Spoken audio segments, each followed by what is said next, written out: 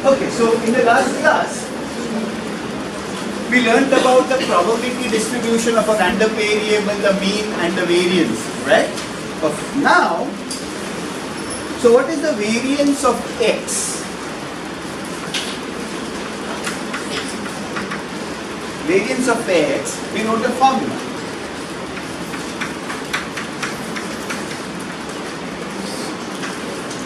Yeah?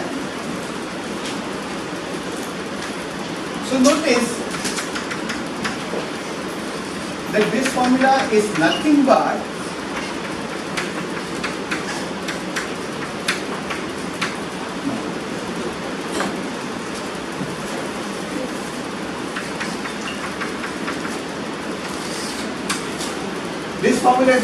this. Okay? So what have I done? I have taken each deviation of x from its mean, multiplied with itself, and then added all those products and divided by n. Right? Okay. Now, suppose instead of so what is this? This is xi minus x bar multiplied by itself. Sure? Now suppose instead of one of these x's, I have another variable called y. Right? Okay? So I have. Okay. So what have I got here? Can you tell me what is this quantity? What have I got here? What's the numerator? So you have a variable x, you have a variable y. What is the numerator here? How do I calculate the numerator? So I have say x1, x2, x3. Suppose I have y1, y2, y3. How will I calculate the numerator?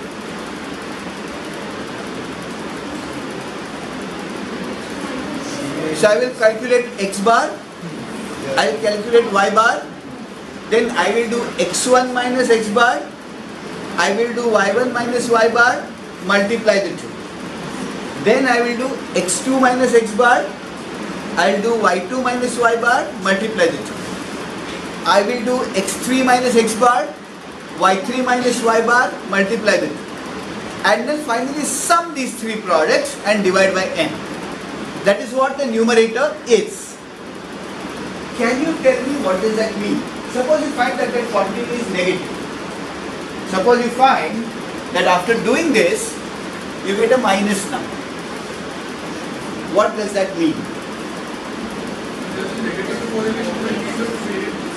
But we have not talked about correlation at all as of now. Intuitively, what does this mean? If it is negative, intuitively, what does this mean? Yeah, he says the values are moving in opposite directions. Why? Why? So the distance of xi from x bar as we change the Square नहीं केला, distance नहीं.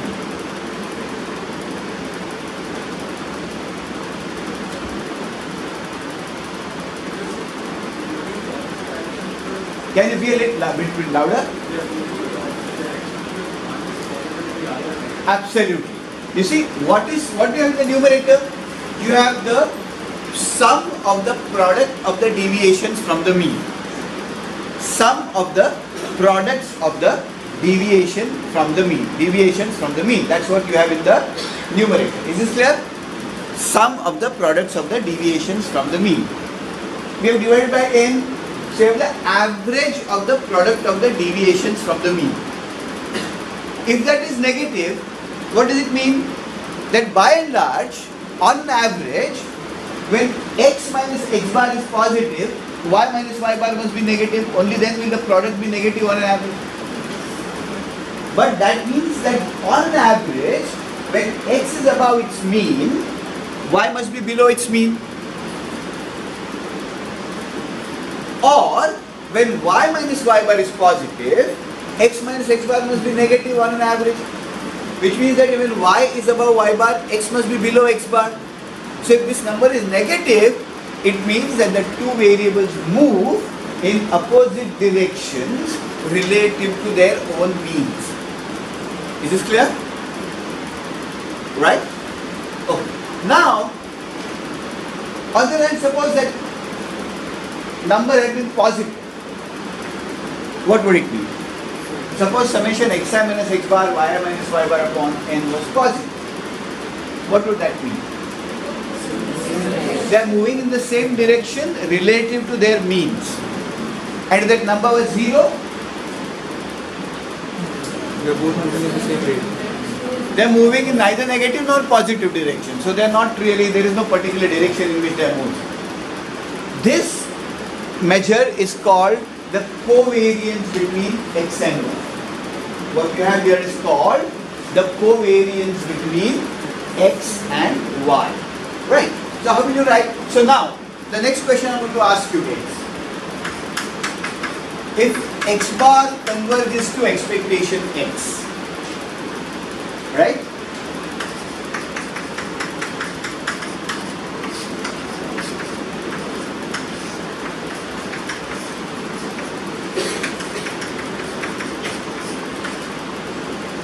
Yeah? Then, where would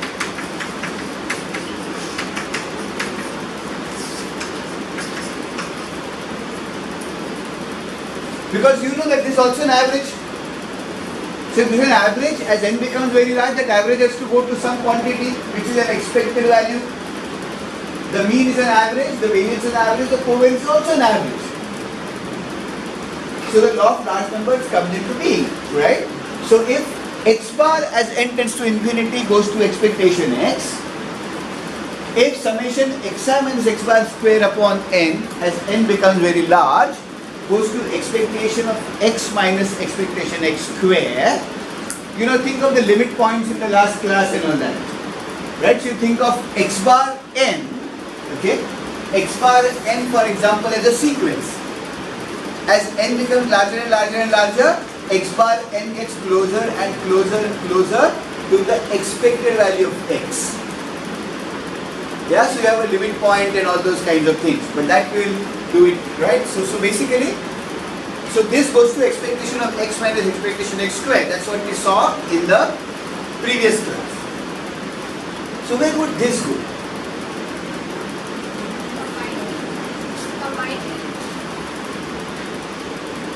What would be the expression? There must be a corresponding expression for this, no? What would that expression be? Expected value of xy minus expected value of x into Why? because xy will be first combined in the above case we did only x. So now we have two variables. So that's why it will be the expected value of x. He's right, but let's think of a simple way of proving this. What is this? This is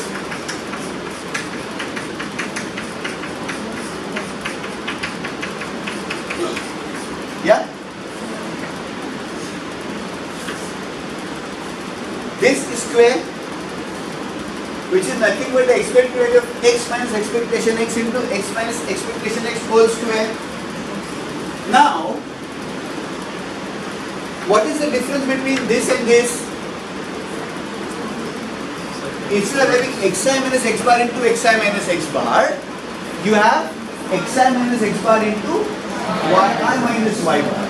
So what will happen? One of these will become, yeah?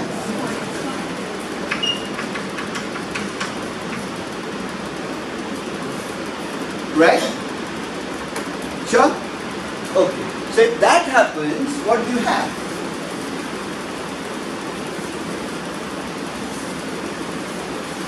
If that happens, what do you have? You have expectation of multiply a minus b into a minus b, a minus b into c minus d, which is xy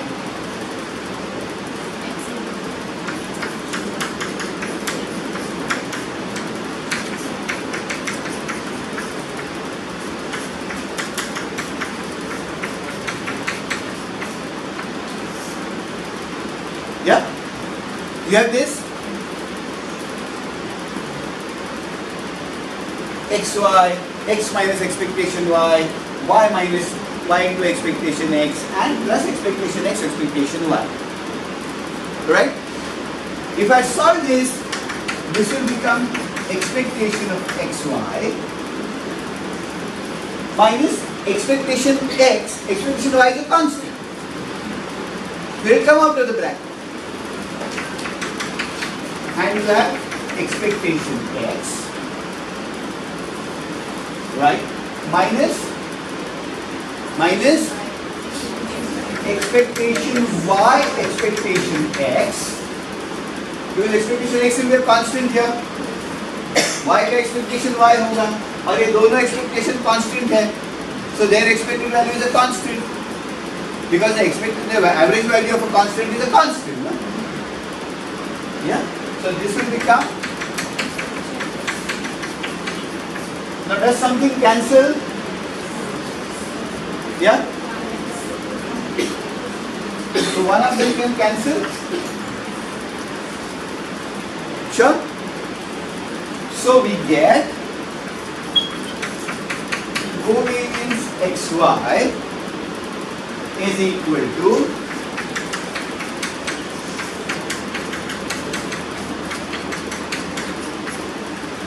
yeah. Now you see, if x and y are the same numbers, you get the formula for the variance. If x and y are the same numbers, you get the formula for the variance. Yeah, guys at the back. What would that be? Expectation of x square minus expectation x the whole square. We did it yesterday, no? Yes. Right? So therefore, you get covariance between x and y. Okay? Right. So now let me ask you a question. Let me ask you a question before I go further. Right? Because we are now coming to the beginning of doing a linear regression. Okay, we are coming to the beginning of doing a linear regression, and I need you to understand the idea of a covariance and correlation very, very well. So make sure you understand this idea. Okay? Right. So now,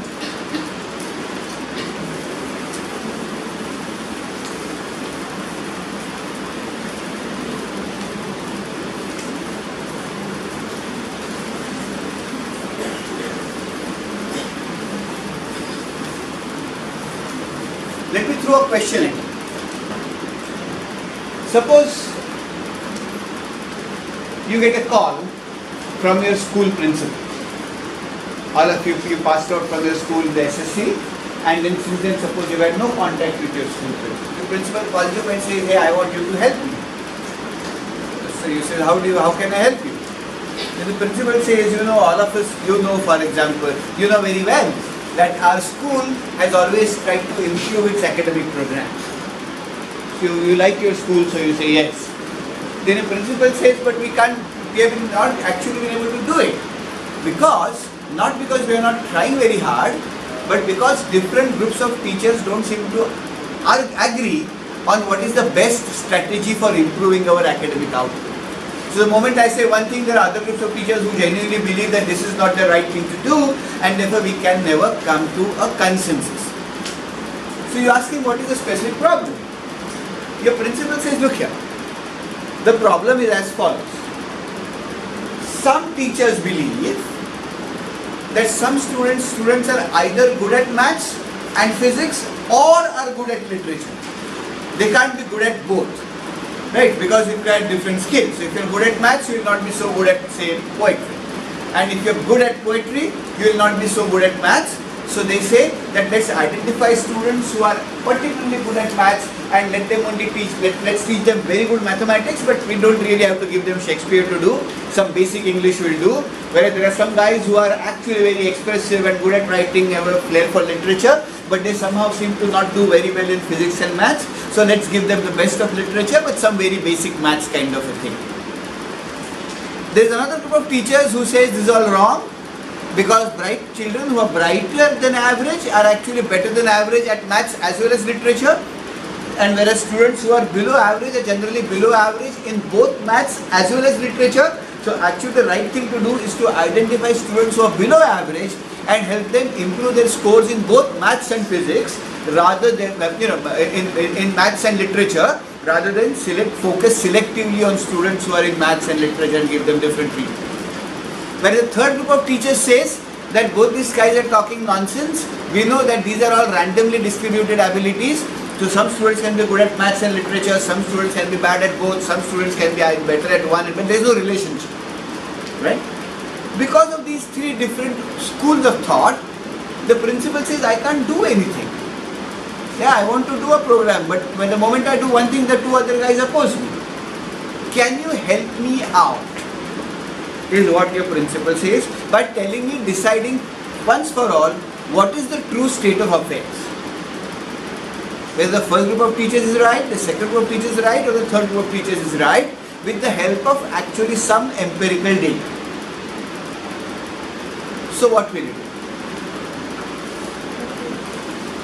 So what will you do? We have learned this idea of a covariance now. So can you use that idea? Yes. Since the problem is arising due to different assumptions of the three groups, we first have to survey and find out what is the most accurate of the assumptions Sure. to figure out the solution. That's right. So how will we survey this? By setting a questionnaire.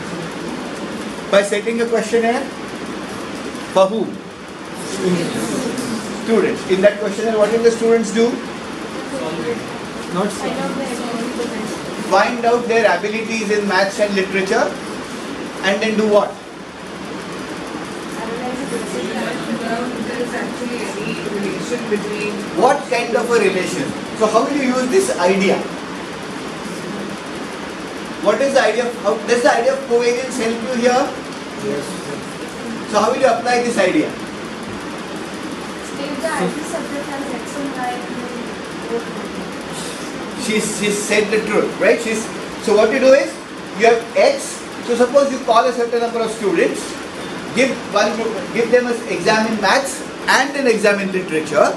Let X be the marks in maths, let Y be the marks in literature, and look at the covariance between the two set of marks. Right? Okay. How will that help you distinguish between the three schools of thought? If there is a positive covariance between the two subjects, then we can conclusively say that students who are good at math are also good at literature. Then there is a negative, and then we can conclude that students who are good at math are indeed bad at Sure. So what he says is right.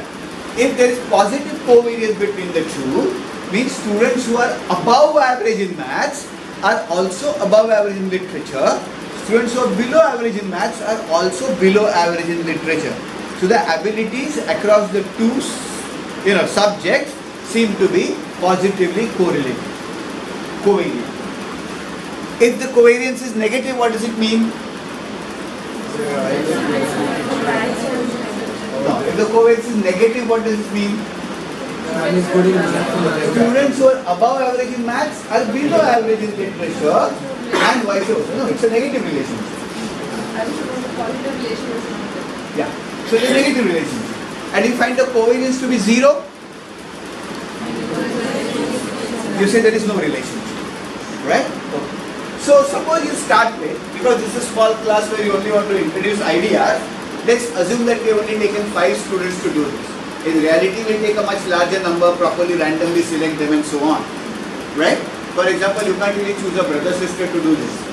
Right? Because their studies and everything will be highly, so there will not be random sampling.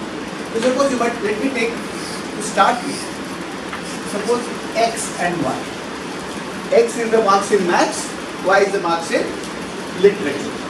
And suppose I took an exam out of 10 marks. Suppose I took an exam out of 10 marks. Right? And suppose the marks scored were like this.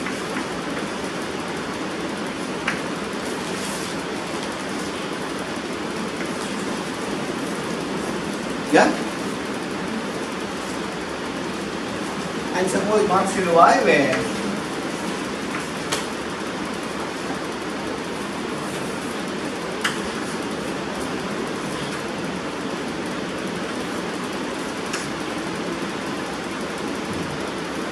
these are the marks scored by the 5 students. So how to proceed?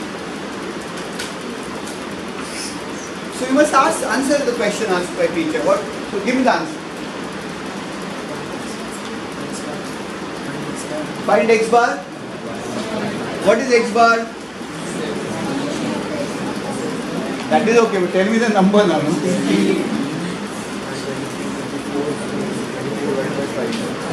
What is X bar? 4.6. 4.6. Then we do change it.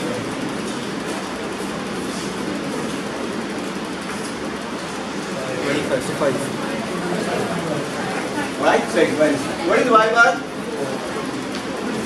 4. Right? X bar is 5, y bar is 4. Then what's the next step? Take deviation.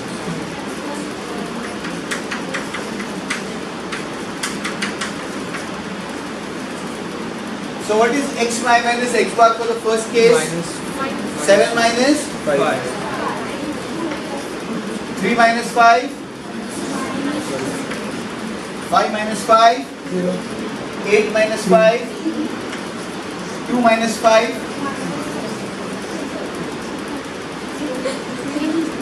Y minus y bar.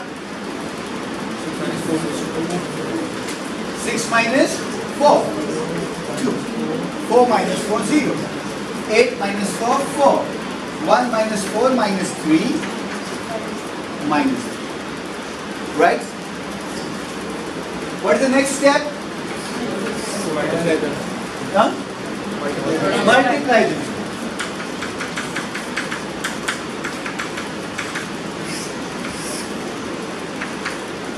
So what would I get? 4.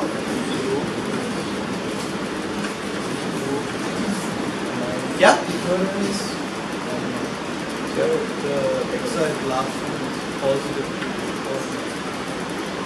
Yeah?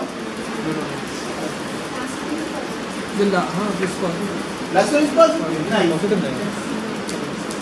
Okay. So then finally what do I do? Sum it up. So really the sum is 4. Divided by how much? 5. So I have covariance.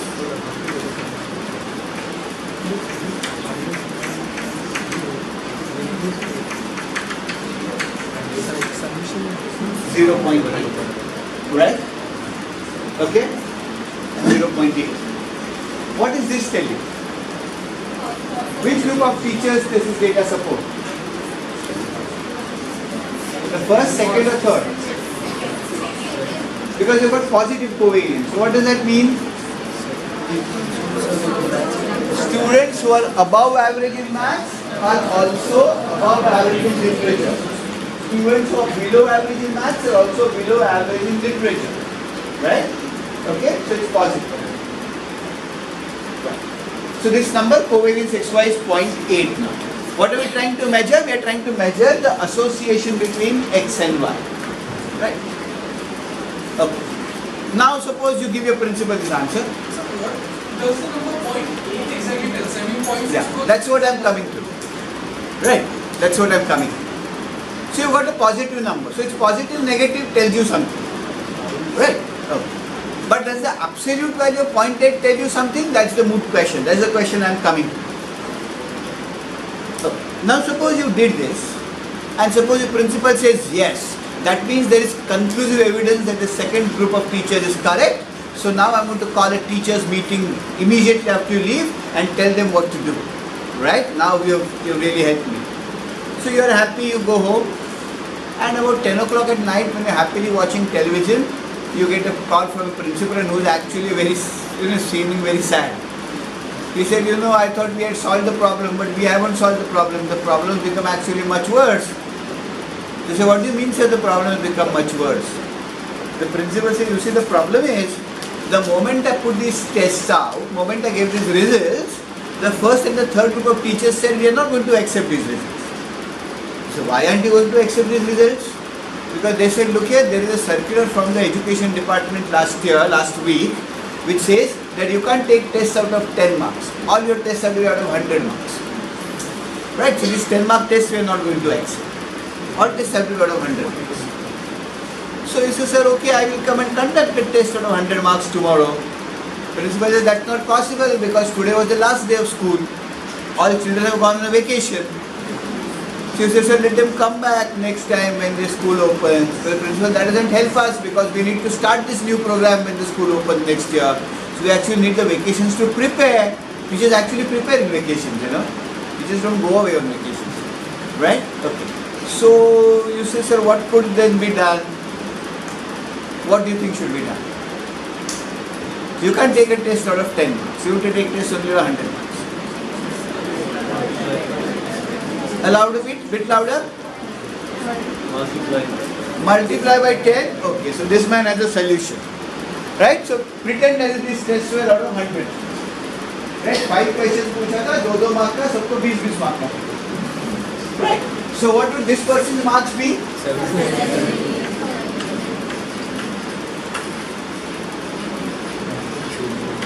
So what would this number be? What would the mean be? What would the mean be? 50. The mean will get scaled by 10. So this will become 20.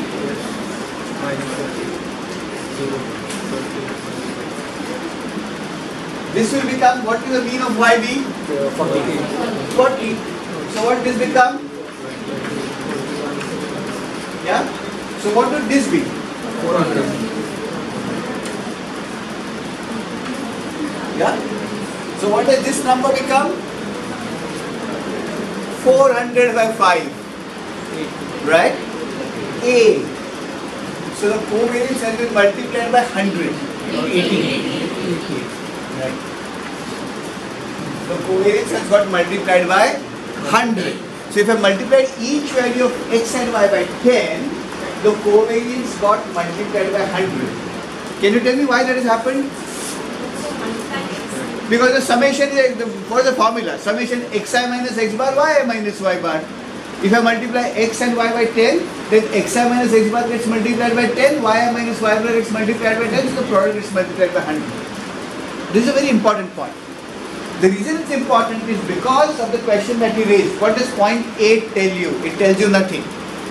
Because whether you get 0.8 or 80 or 800 or 0.08 will